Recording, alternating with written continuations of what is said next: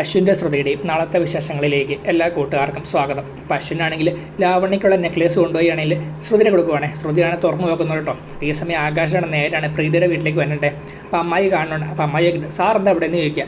ഞാൻ ഒരു കല്യാണാലോചനയായിട്ട് വന്നതെന്ന് പറയുകയാണേ. അപ്പോൾ അത് കേട്ട് പ്രീതി അങ്ങ് വരണ്ടേ. പ്രീതിക്കാണെങ്കിൽ ആകെ ഷോക്കാവുക.